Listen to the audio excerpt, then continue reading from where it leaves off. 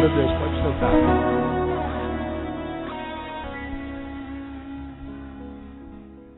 Aleluia. Vamos a Hebreus capítulo 13, irmãos. Nós temos estudado Hebreus, todo o livro de Hebreus, fizemos uma síntese do livro de Hebreus e aprendemos que é um tratado teológico, aliás, na verdade, um tratado cristológico.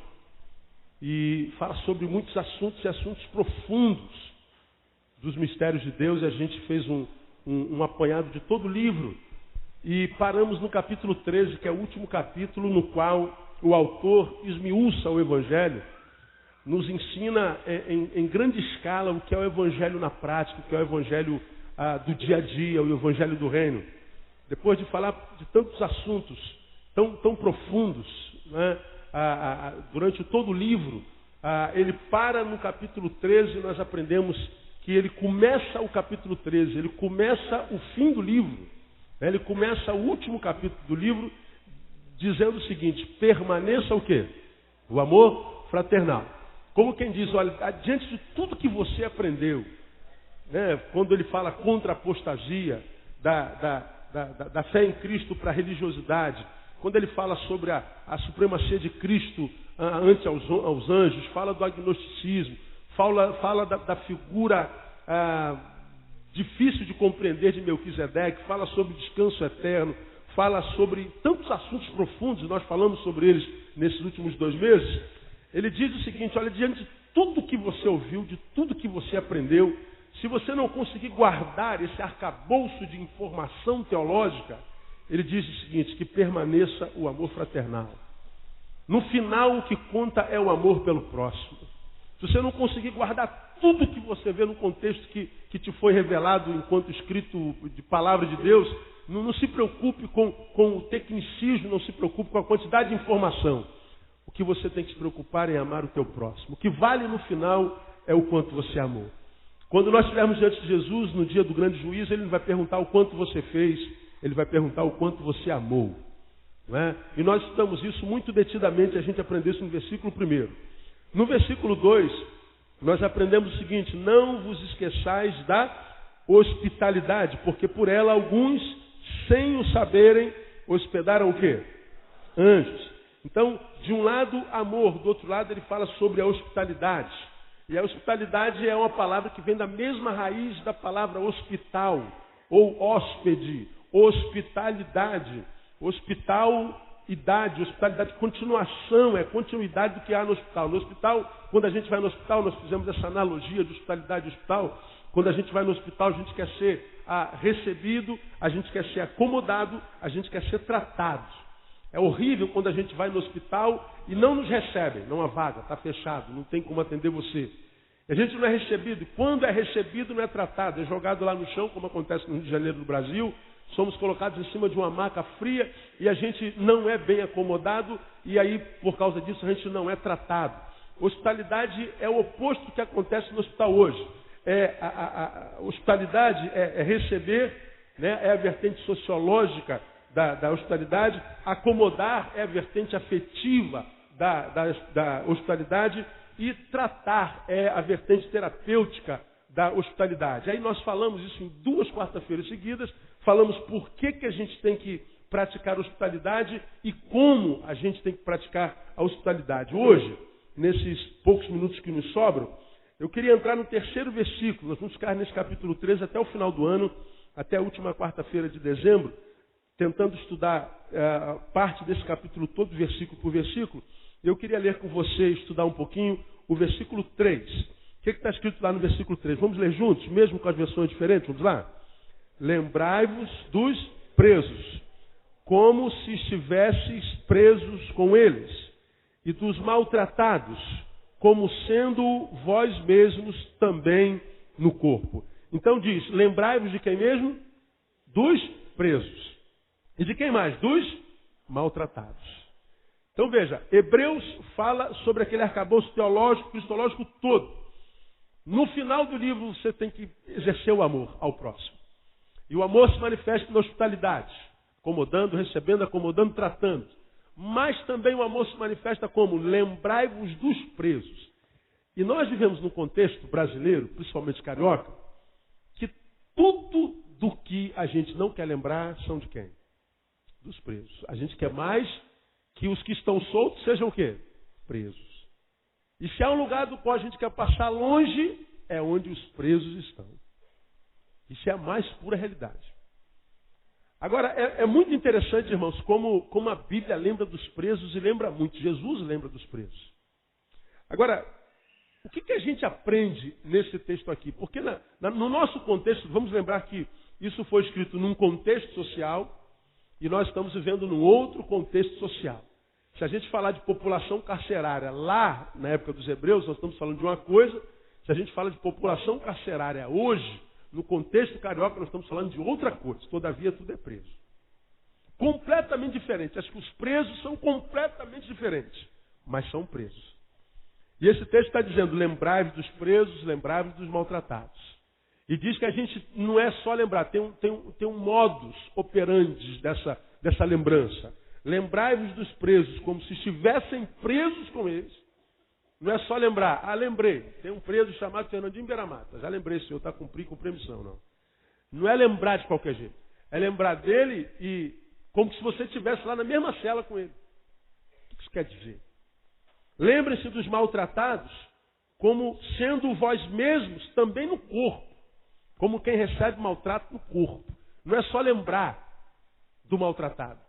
Existe uma forma de se lembrar. E isso é evangelho. Então, eu queria, vou ficar hoje, quarta-feira que vem, falando sobre esse versículo, começar sobre essa ordem, lembrar. Lembrar.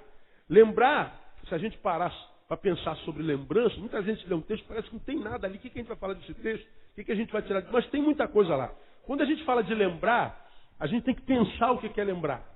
Que a gente fala, lembrar. O que é lembrar? Lembrar. O que é lembrar? Quem se arrisca a dizer que quer lembrar? Guardar?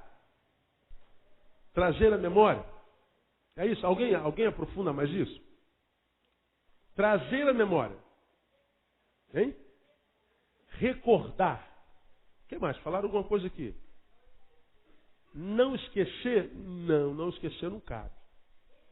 Se eu não esqueço, eu não preciso lembrar. É o quê? Reviver. Pois é. Lembrar é tudo isso que vocês falaram aí.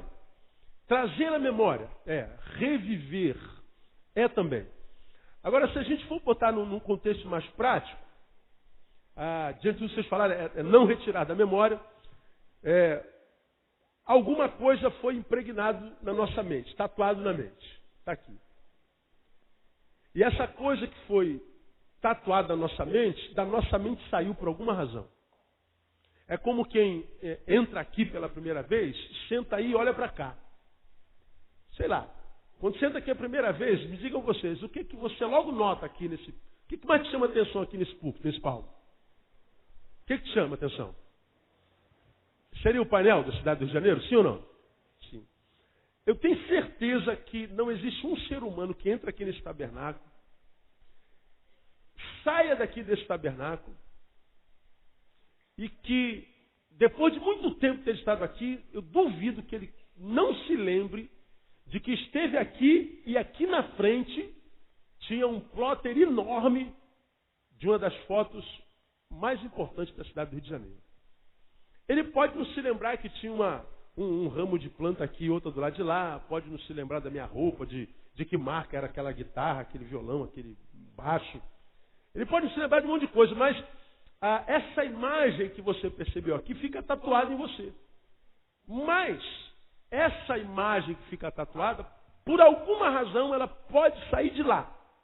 É como quem, por exemplo, colocou um painel aqui do Congresso dos Jovens, preso por fita crepe. Ele tirou o painel e deixou a fita crepe lá, o porco. Está lá. Tem duas fitas lá. Né? Está lá. Está lá a fita crepe. Então, eu olho para o painel. Quando você olha para o painel, você olhou para o painel. O painel é tudo que nele há. No painel tem a imagem do Cristo, tem a imagem do pão de açúcar, tem a imagem de alguns prédios da Urca, tem 1 milhão de barquinhos lá. né? Tem um monte de gente no pé do Cristo. No painel tem um navio que está aqui perto do Cristo e outro mais lá em cima. No painel tem 2 fitas crepes. Aí você viu tudo isso, a sua mente, né? A sua mente viu o painel todo. Agora, quando chega assim, vamos lembrar o que tinha no painel. Aí começam os detalhes. Você se lembra que tinha um painel com a foto. Agora, os detalhes do painel você tem que buscar na memória. Você tem que caçar no sistema de informação. Não, eu lembro que tinha um painel, pastor, mas o que tinha? O que estava escrito naquele painel? Se tinha quantas fitas crepe lá, se tinha navio naquele mar, se tinha detalhes. Você lembra do painel? Você se recorda que tinha um painel lá. Agora o detalhe, aí você tem que caçar. Você tem que buscar no sistema de informação. E aí quem sabe se você para, se você começa a caçar, buscar lá dentro, você começa a se lembrar dos detalhes da coisa. E alguns de nós têm a capacidade de fotografia muito maior do que os outros, de recordação, de lembrança, de registro. Esse texto está dizendo, lembrai-vos dos presos, ou seja, não retirem os presos da vossa memória. Eles estão lá, na sua memória. Não retire de lá. Ou, vamos aprofundar mais, não retirem da vossa história a figura do preso. Só que lembra, nós estamos falando no nosso contexto, tudo do que a gente não quer se lembrar é preso. Nossa igreja tem ministério dentro dos presídios. Temos um grupo de gente da nossa igreja que está no presídio quase toda semana. Amam esse trabalho, são chamados para esse trabalho. E quando não vão no presídio naquela semana, parece que a semana não foi completa. É o chamado dele. Então ele ama preso, ele leva a carta para o preso, ele leva o sabonete para o preso. É o ministério dele. E hoje, esse ministério em janeiro é um ministério muito perigoso. Por isso, muitos de nós não vai sequer lá, não quer ir. Agora, esse preso do qual a Bíblia fala aqui, vamos falar sobre ele mais adiante um pouquinho, é um preso específico, que a gente vai falar mais adiante. Mas, quando a gente está falando de lembrança, ele está dizendo, não tirem da memória de vocês a figura do preso. Ele foi tirado do convívio de vocês. Ele foi tirado do meio social de vocês. Mas vocês não podem tirá-lo da sua memória. Vocês não podem tirá-lo do seu registro histórico. Não confisquem a possibilidade futura desse preso por causa do seu histórico passado. É o que ele está dizendo aqui. Quando vocês que foram alcançados pelo amor de Cristo lembrarem dos presos, olha, preso, eu quero mais que ele fique preso lá pro resto da vida, ou seja, você confiscou o futuro dele. A possibilidade futura de uma vida de liberdade, de uma vida que vale a pena, a gente confisca o futuro e a gente confisca o futuro por causa do histórico passado dele. Ele está dizendo assim, olha, ele está preso, ele pode até merecer isso lá. Os seus feitos o levaram lá. Mas viver o evangelho é lembrar desses caras, lembrar dessas mulheres, lembrar desses seres humanos. Eles podem ser tirados do contexto social, eles podem ser tirados do contexto da sua relação diária, mas o que o texto está falando para mim, que a gente tem que se lembrar dele, não tirar da nossa memória, não esquecer, não jogar no abandono, jogá-lo no esquecimento, não tirar do nosso contexto histórico. Não vamos, enquanto servos de Deus, confiscar o seu futuro só por causa do seu histórico passado. Lembrar é isso. É não apagar da história. Vai acompanhando. E os presos quem são? Presos, no contexto desse livro, são aqueles que estão encarcerados por causa da sua fé. Não é como esse preso que nós temos hoje, que mata, que rouba, que estupra, que é mau, que é perverso, que não é gente integralmente. Nesse contexto aqui, quando ele fala, lembra dos presos, ele está falando dos irmãos que foram presos por causa da sua fé. Lembrar que era um outro contexto mesmo. Quando você lê, volta a tua página aí, uma paginazinha, no capítulo 10, a gente vê isso muito claro, porque já falou nesse mesmo livro sobre os presos. Veja que o capítulo 10, versículo 32 diz lá. Lembrai-vos, porém, dos dias passados, em que depois de ser iluminados, suportastes grande o querer você? Combates de aflições, olha só. Pois por um lado fostes feitos espetáculo, tanto por vitupérios como por tribulações, e por outro vos tornastes companheiros dos que assim foram tratados. Pois não só vos compadecestes dos que estavam o quê? Nas prisões, mas também com gozo aceitastes o que? Leia para mim. A expoliação dos vossos bens, sabendo que vós tendes uma possessão melhor e permanente. Não lanceis fora, pois, a vossa confiança, que tem uma grande recompensa. Porque necessitais de perseverança, para que depois de haver feito a vontade de Deus, alcanceis a promessa. Pois ainda em bem pouco tempo, aquele que há de vir virá e não tardará. Mas o meu justo viverá o quê? Da fé. E se ele recuar, o que diz o texto? A minha alma não tem prazer nele. Nós, porém, não somos daqueles que recuam para a perdição, mas daqueles que creem para a conservação da alma. Amém, amados? Do que o autor de Hebreus está dizendo? De um tempo que foi marcado por grande perseguição, tribulação, e de um tempo onde os cristãos eram tirados das igrejas e colocados nas praças para serem humilhados, maltratados.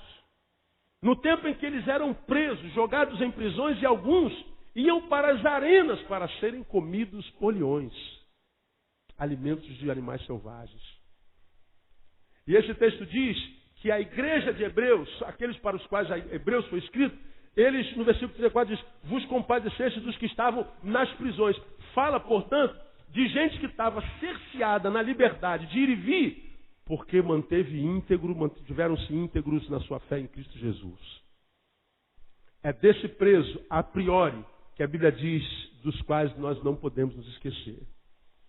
E quando a gente fala de prisão, a gente lembra, por exemplo, de Paulo. Paulo mesmo foi preso muitas vezes. Muitas vezes. Paulo passou, depois da sua conversão, mais tempo preso do que livre. Paulo morreu numa prisão domiciliar. Foi um presidiário. E você quer saber, Paulo foi esquecido na prisão, né? Só para você pensar na cama. Abra a tua Bíblia aí em 2 Timóteo. Algumas páginas antes, para você ver como Paulo morreu. E eu tenho esse texto tão forte na minha mente. Eu, quando faço reunião com os transferentes, eu digo que eu quero viver como Paulo, mas eu não quero morrer como Paulo. Paulo viveu uma vida tremenda, mas morreu completamente só. Ele estava numa prisão domiciliar, ele estava cerceado da sua capacidade de liberdade de ir, e Paulo escreve uma carta para Timóteo, um dos seus discípulos. Lá no versículo 9 ele diz assim, procura o quê? Quem pode ler? Vir ter comigo breve. Essa é a linguagem bíblica. Procura vir ter comigo breve. Agora, suponhamos que Paulo estivesse preso hoje, ele ia estar com o celular na prisão falando assim, pô, Timóteo, está fazendo o quê, irmão? Quanto tempo você não vem aqui? Você não pode vir aqui me ver um pouquinho, ficar comigo um instantinho? Pô, vem cá, quero te ver, cara, estou com saudade de você, corre até aqui, dá um pulo até aqui. Era a linguagem coloquial. Era a palavra que ele ia colocar no seu discurso hoje. Timóteo, vem ter comigo logo. Eu estou me sentindo só. Aí ele começa dizendo assim, olha, versículo 10, Demas me abandonou, tendo amado o tempo presente, foi para Tessalônica, Crescente foi para Galácia, Tito para Dalmácia. Aí ele diz, só tem um que está com ele. Quem é que está com ele? Lucas. Qual era a profissão de Lucas? Médico. Sabe por que Lucas estava com ele? Porque ele era médico. Paulo já era velho. Paulo já sabia que seu tempo tinha acabado. Foi aí que ele disse, combati o bom combate, acabei a carreira. Tudo que ele guardou foi a fé. Esse versículo é muito bonitinho quando a gente lê na boca de alguém.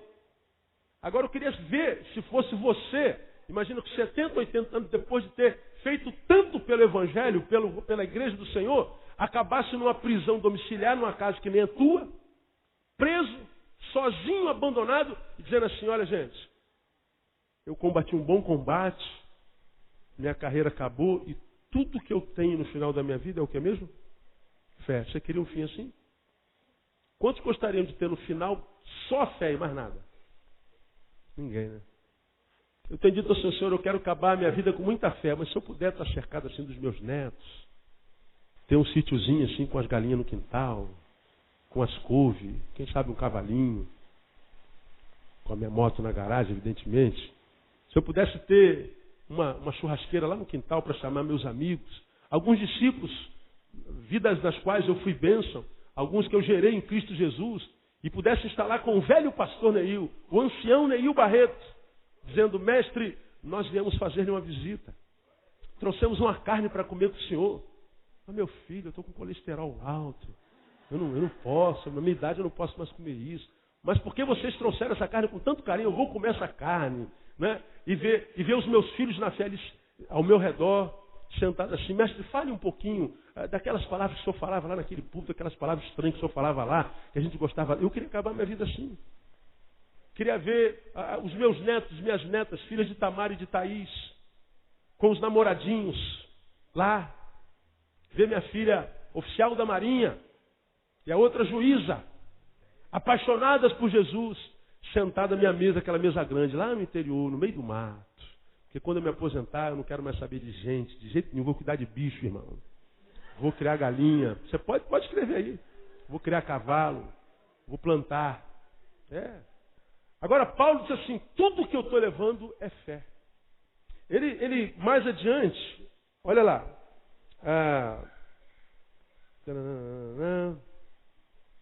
Alexandre, 16. Na minha primeira defesa, o que ele lê lá? Leia você. Ninguém me assistiu. Leia o restante. Antes todos me desampararam, que isto não lhe seja imputado. Paulo escreveu 13 cartas na Bíblia. Paulo fundou dezenas de igrejas. Paulo visitou, não tinha avião naquela época, todos os continentes pregando o Evangelho. Ninguém fez tanto pelo Evangelho na igreja, no tempo da igreja histórica, como Paulo. E Paulo está dizendo, quando eu estive lá diante do imperador, na minha primeira defesa, sabe quantas ovelhas minhas estavam lá? Sabe quantos discípulos meus estavam lá? Ele diz aqui, quantos? Nenhum. Ninguém. Todos me abandonaram. Este é um presidiário abandonado. O grande apóstolo Paulo. Ora, se aconteceu com Paulo, imagina o que não pode acontecer comigo, né? Com você. Com qualquer um de nós. Por isso esperar pelos homens é muito complicado. A recompensa vem do céu. Guarda isso na tua cabeça, irmão. Espera a recompensa do céu, porque dos homens nem sempre vem. Mesmo que nós sejamos Paulo de Tarso. Então Paulo esteve preso muitas vezes. Paulo, por exemplo, escreveu as epístolas aos Filipenses e aos Colossenses na prisão. Você pode, caso você queira anotar aí, se você ler Filipenses 1, 13, Colossenses 4, 18, você vai ver que Paulo escreveu a carta aos Filipenses e a carta aos Colossenses na prisão. Então prisão também é lugar de produção. E como a Bíblia deve ser interpretada para cada geração, preso, no contexto da carta, são aqueles que estão presos por causa do Evangelho. Mas como a Bíblia é para hoje, nossos presos não são aqueles que são presos pelo Evangelho. Preso é preso. É quem está com a liberdade cerceada. Preso hoje é todo aquele cuja possibilidade de ir e vir foi cassada. Então o preso é muito mais do que o perseguido e o que está trancafiado por causa do Evangelho. Preso é todo aquele cuja capacidade de ir e vir foi cerceada. Portanto, não é só aquele que está lá no Bangu 1, Bangu 2, Bangu 3 e outros presídios por aí, mas aquele, por exemplo, que está preso pelas drogas e vive uma droga de vida. Não tem liberdade de dizer não para a droga. Aquele que está preso pela doença, aquele que está preso pela depressão, aquele que está preso pela angústia, aquele que está preso pelo ódio. Tudo prisioneiro. Tudo gente infeliz. Que porque preso tem que se esconder atrás de uma imagem de que está tudo bem, ou de que é violento, ou de que não está preso nada. Você, por exemplo, pega um viciado. O viciado, ele nunca admite que é um viciado, só quando ele se vê na lama. Por que o viciado geralmente acaba mal? De cada 10, no máximo 4 são restaurados. Por causa da sua dificuldade de se reconhecer viciado. Não, eu paro de fumar quando eu quiser, eu paro de cheirar quando eu quiser. Eu paro de fazer quando eu quiser. Aí, num determinado momento, ele tenta parar e ele vê que a vida dele já não é mais vida sem aquela cadeia. E aí, quando ele percebe que ele é viciado, ele tenta se recuperar. Muitos conseguem, outros não. São presos.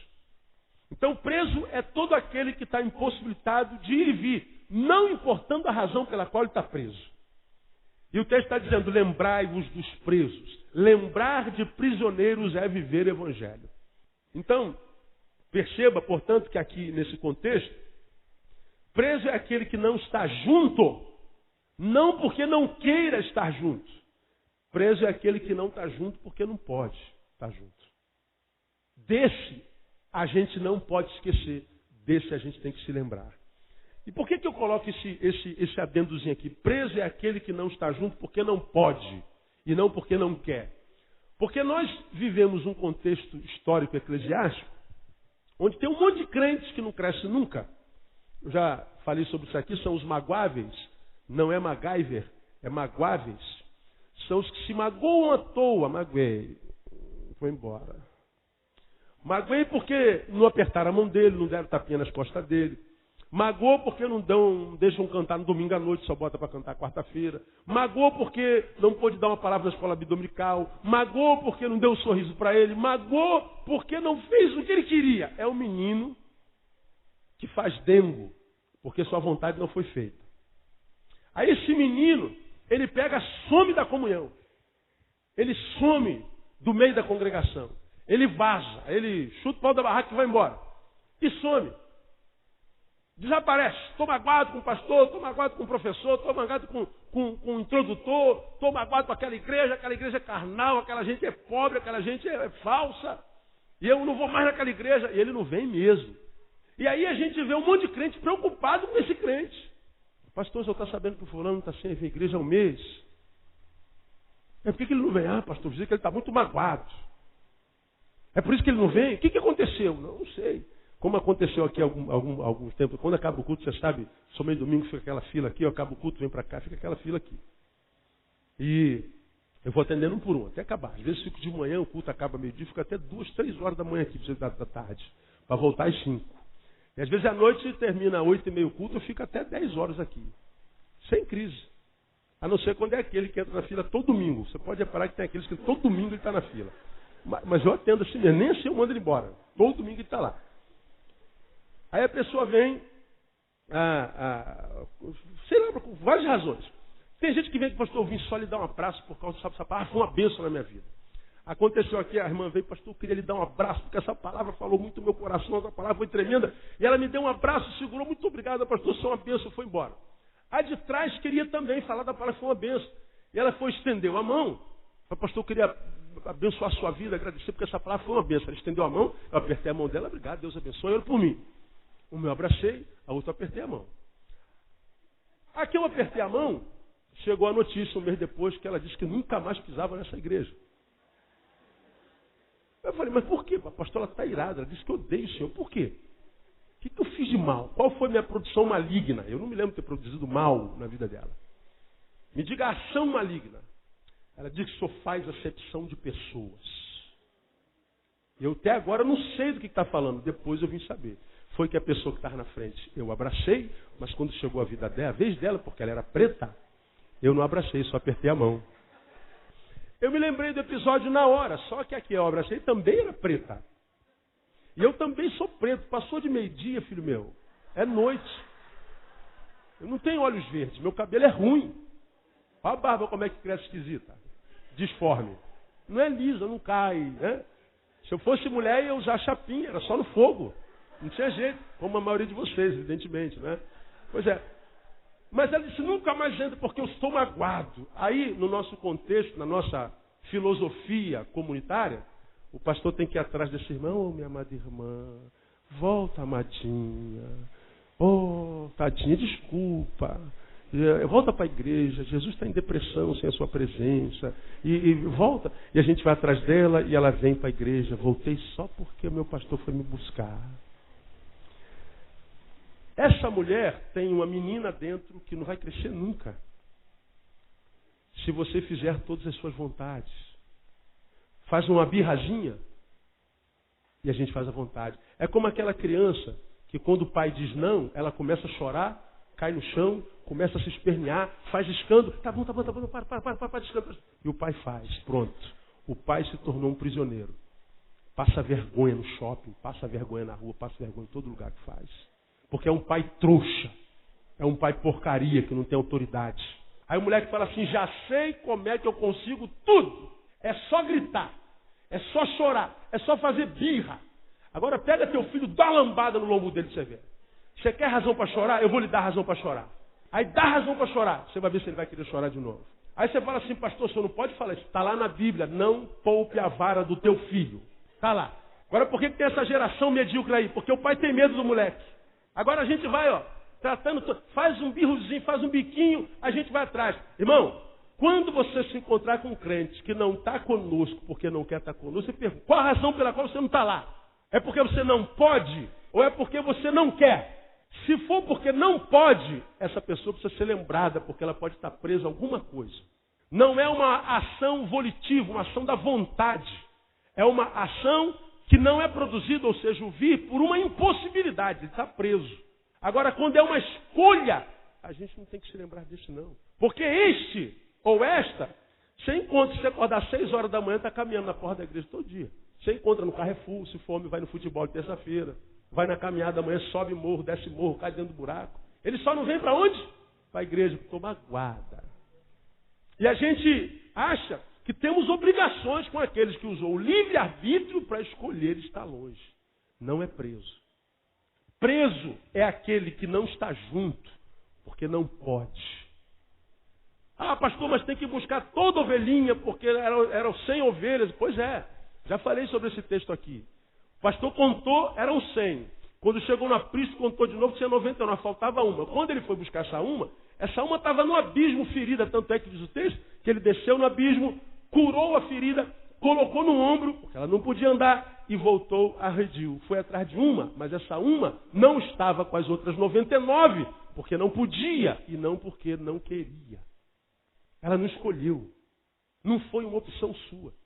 Então, quando a Bíblia fala de preso do qual a gente tem que se lembrar, é aquele que, porque preso está impossibilitado de. Porque se ele não está impossibilitado de, é um ato da volição, da vontade, o problema é dele. Cada um dará conta de si mesmo a Deus. Peca se você for atrás, de jeito nenhum. Tem obrigação, de jeito nenhum. Preso é o impossibilitado dele. E os maltratados, quem são? Maltratados são os que não estão presos, mas têm a dignidade ferida, têm a honra manchada por causa do preconceito com relação à fé em Jesus. São aqueles que o texto, no contexto, diz, são frutos de escárnios, são frutos de zombarias, são frutos de perseguições, são frutos de ameaças, são ataques externos que por causa da fé lhes são impingidos e que porque são impingidos lhes machuca e lhes diminui enquanto ser humano, enquanto gente. A gente fere a dignidade dele. Aí a Bíblia diz assim, vocês têm que se lembrar do maltratado, daquele que está ferido, não só na alma, mas no corpo. E a Bíblia diz lá, como você tem que lembrar dele, como se você mesmo fosse maltratado, e maltratado no corpo, ou seja, sentindo dor. É disso que a Bíblia está falando aqui. Lembrai-vos dos presos e dos maltratados. Aí, para a gente terminar, qual é a atitude cristã com relação a esses presos e maltratados? Quanto aos presos, já está aí, é óbvio, lembrar. Agora, lembrar, perceba, é diferente do que está no versículo anterior. Olha que coisa interessante, irmão.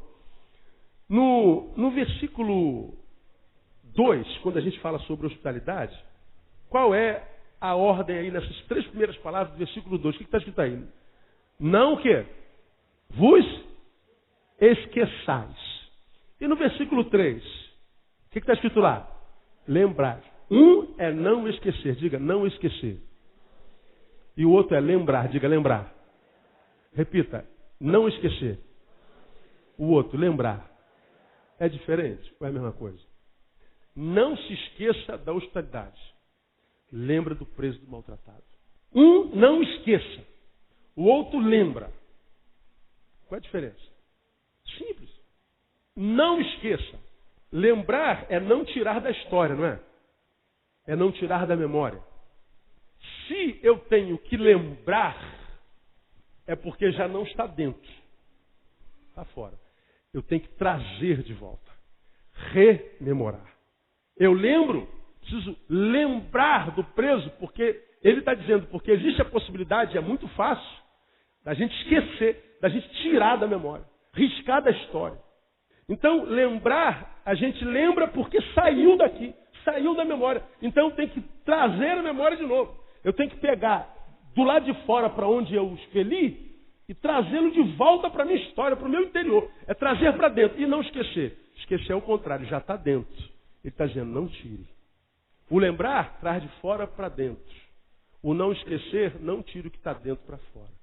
Na hospitalidade está dizendo assim, ó, não se esqueça. Eu sei que vocês, porque foram alcançados pela palavra, a Bíblia diz que Deus é amor.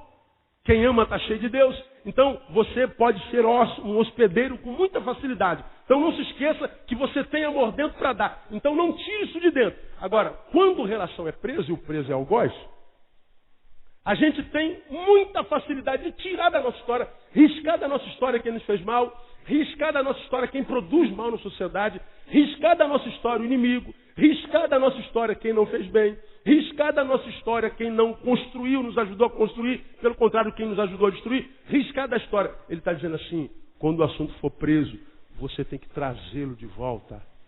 A tua memória, você tem que devolver a ele a humanidade que ele tinha dentro de você antes dele te fazer mal.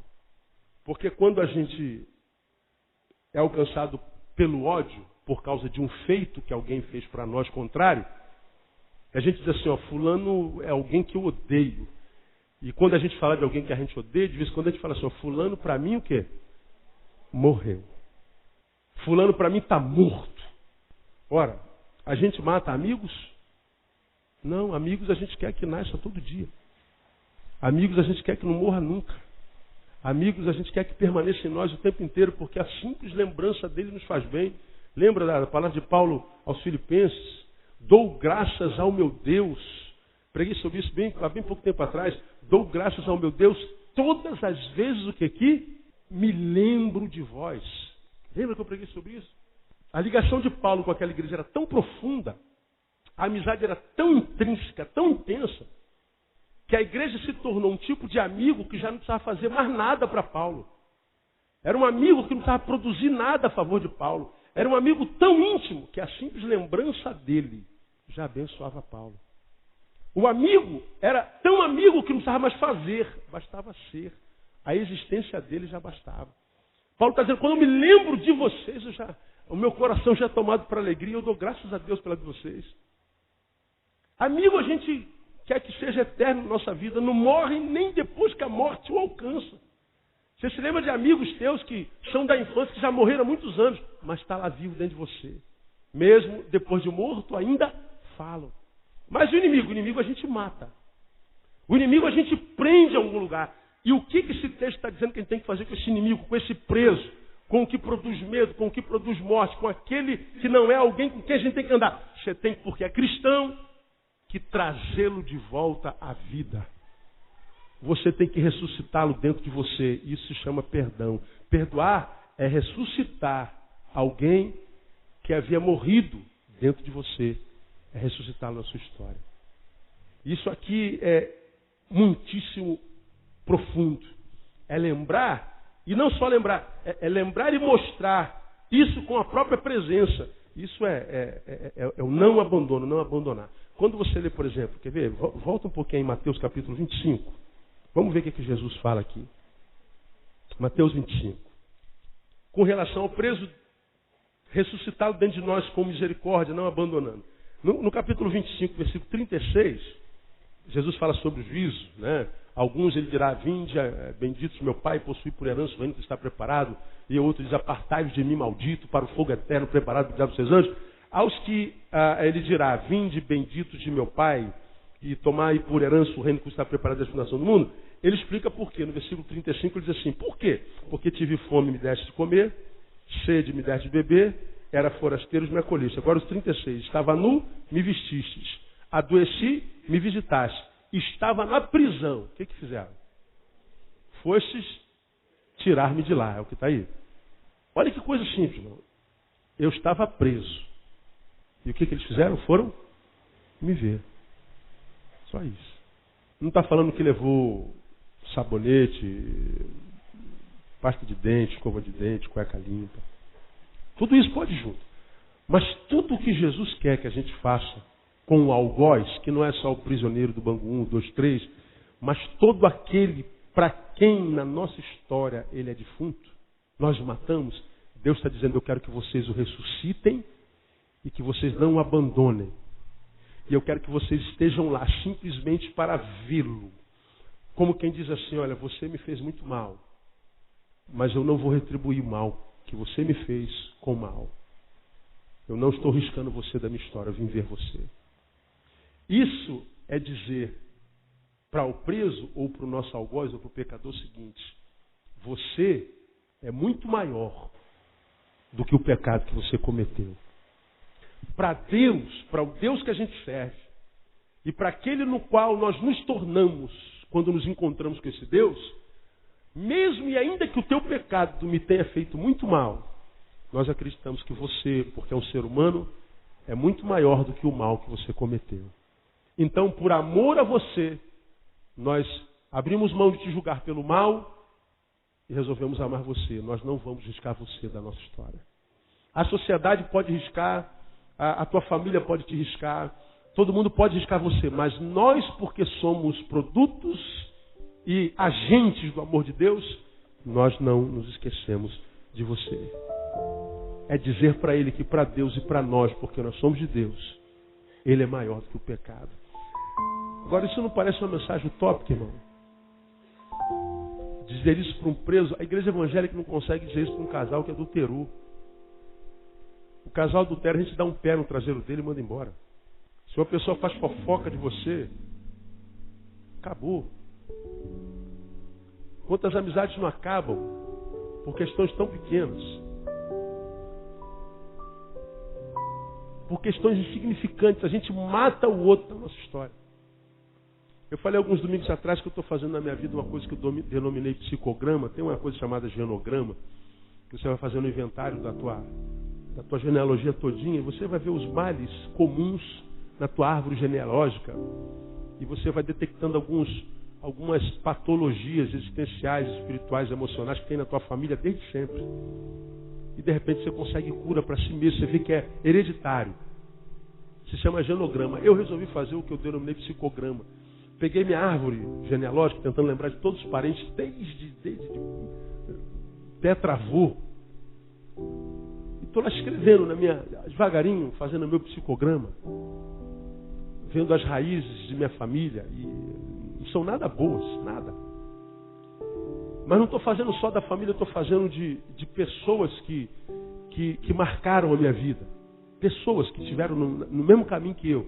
Você sabe que há pessoas que passam por nós e é como se não tivesse passado, foram insignificantes. Há pessoas que passam por nós e nos fazem muito mal.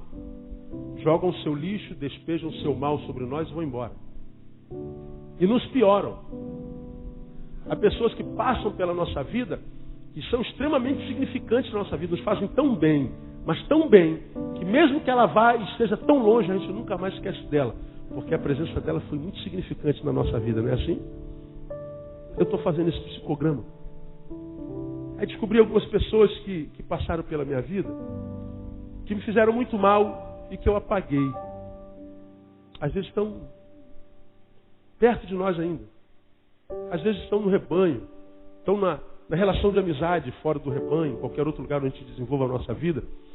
São pessoas com quem a gente manteve relacionamento, mas por causa de alguma atitude a gente simplesmente risca do livro de pessoas significantes. Aí no máximo é bom dia, boa tarde. Quando tem isso, às vezes a gente nem se fala, nem se olha. Há aquelas que fizeram mal, mas que por alguma razão a gente não riscou. Continua lá. Por alguma razão a gente perdoou. A gente não se lembra do mal que fez pra gente e a mantém juntinho da gente. Por que umas a gente mantém, a outra a gente mata, especialmente falando? Por causa da significância, por causa da construção histórica que desenvolveu juntos. E é interessante um feito desse que a gente vai desenvolvendo, essas doideiras minhas, como existem pessoas que são tão significantes, das quais nós nos afastamos, não sabemos porquê. E como há pessoas que não significaram nada enquanto construção histórica humana, nada, e que a gente mantém junto da gente, que até hoje não contribui para nada. São vidas com as quais a gente se relaciona e perde tempo se relacionar. Porque relacionar-se com ela ou não é a mesma coisa. Ao passo que, ato contínuo, a gente dispensa a gente que é tão preciosa, querido, que nos acrescentou tanto. Aí eu tenho pego o telefone e tenho ligado para alguns e falar da importância daquela pessoa na minha vida. Porque às vezes a gente nem sabe que tão importante foi, porque simplesmente a gente perdeu a cultura da meditação, de parar para pensar a nossa vida, que caminho temos trilhado, com quem a gente tem andado, com quem a gente tem se relacionado. A gente acorda e vai empurrando com a barriga. A gente não para meditar, olhar onde é que a gente estava um ano atrás, como é que a gente está hoje, compararmos com aquele que a gente era, como eu digo sempre, há um ano atrás. Porque quando a gente se compara com aquele que a gente era um ano atrás, há 2 anos atrás, há 3 anos atrás, comparando-nos conosco mesmo, a gente vai ver se a gente evoluiu, se a gente estagnou, se a gente decresceu. E fazendo essa comparação, seja de evolução, de decréscimo, de estagnação, a gente tem uma noção de onde a gente vai estar daqui a 3 anos. Se a gente vai continuar descendendo, ascendendo, ou vai continuar estagnado. Aí a gente ou muda de postura, ou perpetua o status quo, essa postura que a gente tem desenvolvido de decréscimo, de crescimento, de estagnação. Precisamos, irmãos, à luz desse texto, fazer o que ele diz. Há pessoas que estão presas, seja no Bangu 1, ou presas numa cadeia dentro da qual nós os colocamos, porque quem sabe nos magoaram.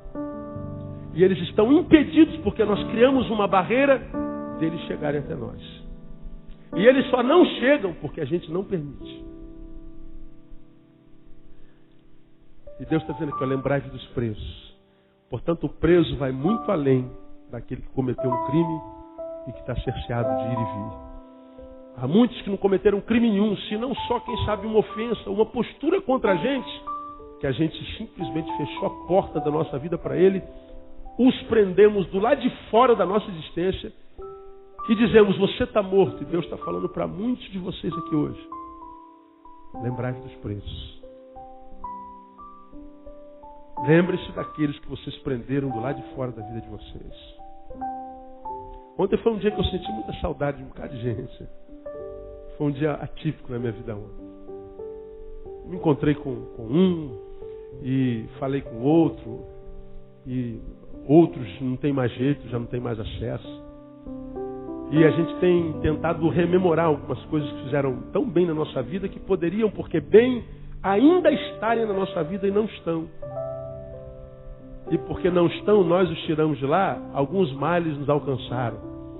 Porque se a gente tira um bem, a gente abriu um espaço, quem sabe para um outro bem, mas também, quem sabe, para um mal. A gente não pode abrir mão de quem é bênção na nossa vida hoje, irmão. Eu imagino que à medida que eu estou falando aqui, já passei do horário há muito tempo, você deve estar lembrando de alguns. Sim ou não? Não lembra? Eu tenho certeza que alguns de vocês, nesse exato momento, vocês estão sentindo saudade de outros. Pessoas que por causa de coisas tão pequenas, questiúnicas, a gente prendeu do lado de fora da nossa vida. E diz, dentro de mim você não entra nunca mais. Deus está dizendo, lembrem deles. Porque eles são muito maiores do que os pecados que cometeram. Lembra disso. A Bíblia diz que, porque todos pecaram, destituídos estão de quê? Da glória de Deus. Quantos pecaram? Todos. Mas Deus disse assim, Neil, você é maior do que seu pecado. E ainda que pelo seu pecado você mereça a morte, porque o salário do pecado é a morte, ainda assim eu não vou te dar o que você merece. Eu vou te dar o que você não merece. Eu vou te dar vida e vida com abundância. Isso se chama graça. E ele está dizendo, você deve agir com graça com outros também. Não é tremendo isso? Para quem tem entendimento, né? Ontem foi um dia de muita saudade, creia nisso. Estava acabando de fechar essa palavra aqui. E algumas eu matei. Me fez muito bem para a alma. Muito bem para a alma. E há outros que eu pretendo matar nos próximos dias, quem sabe nos próximos meses, quem sabe nos próximos anos. Resgatar alguns defuntos que não podiam ter morrido na minha vida jamais. Jamais. É lembrar dos presos. E dos maltratados. Como é que a gente trata eles? desenvolver sentimento empático. Quando a Bíblia diz assim, como se você estivesse sendo maltratado com ele no corpo, isso é empatia. Dentro, patós, sentimento. Empatia é sentir dentro o que ele sente. É sentir a dor do outro. É não fazer de conta que a dor dele não tem nada a ver comigo. Temos que lembrar dos maltratados. E alguns desses maltratados, nós somos os carrascos. Nós somos o carrasco. E quando a gente se conhece, a gente sabe da nossa profunda capacidade de amar e a gente sabe da nossa profunda capacidade de punir. Eu então me conheço perfeitamente. Tenho uma capacidade de amar que me fez um mal enorme. Nossa, eu louvo a Deus pelo tamanho do coração que eu tenho. Mas eu peço a Deus que me dê graça para me ajudar a conter o Neil que há em mim quando necessário punir é. Eu sou capaz de coisas horríveis. Sou capaz de riscar alguém da minha história de uma hora para outra. O sim e o não para o Neil é a mesma coisa. Mesma coisa. E a Bíblia diz que quando o assunto é maltrato, você tem que ser empático com ele e tomar cuidado para que você não seja o carrasco. Aquele que gera o mal. É o que o texto está dizendo. Textozinho de nada. Portanto, como vocês podem ver, o Evangelho de Jesus é sempre muito prático. Prático. Se não for a obra morta. Tiago, capítulo 1, fala que fé sem obras é o quê? Morta. Ninguém pode ser salvo por essa fé. Então não adianta, irmão, ficar aqui no reteté. Aleluia, hoje é choriando. Aleluia, vejo anjos nesse lugar. Glória. Isso é muito bom. Eu gosto dos arrepios. Gosto do reteté. Gosto do povo barulhento. Gosto quando dá. Gosto do pessoal que faz barulho. Eu gosto. Agora, só o barulho não funciona, não. Temos que partir para a prática. Também não adianta ser como, de repente, ser tradicionalzão, aquela coisa semi-morta, né, que a gente ouve a música.